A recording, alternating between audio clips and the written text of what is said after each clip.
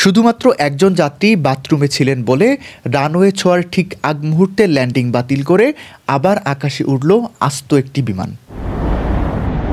ঘটনাটি ঘটেছে ডেল্টা এয়ারলাইন্সের ডেল্টা 861 ফ্লাইটে। যাত্রীরা যখন ল্যান্ডিংয়ের অপেক্ষায় সিট বেল্ট বেঁধে প্রস্তুত, ঠিক তখনই কেবিন ক্রু পাইলটকে জানালেন একজন যাত্রী এখনও ওয়াশরুমে।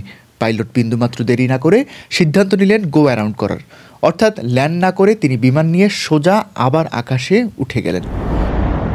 কিন্তু কেন এত বড় সিদ্ধান্ত? কারণ ল্যান্ডিং হলো ফ্লাইটের সবচেয়ে ঝুঁকিপূর্ণ সময়, আর বিমানের বাথরুমে কোনো সিট বেল্ট বা সেফটি গ্রিপ থাকে না। এই সময় হঠাৎ ব্রেক বা ঝাঁকুনি হলে ভেতরে থাকা ব্যক্তি মারাত্মকভাবে জখম হতে পারেন। নিরাপত্তা আইন অনুযায়ী ল্যান্ডিংয়ের সময় সিটে থাকা বাধ্যতামূলক, তাই ক্রুরা যখন নির্দেশনা দেন তখন ওয়াশরুমের চাপটা নিয়ন্ত্রণ করা জরুরি। আপনার একটি ভুলের জন্য যেন পুরো ফ্লাইটের শিডিউল ল্যান্ড করতে দেরি না করে সেটি মনে রাখা জরুরি।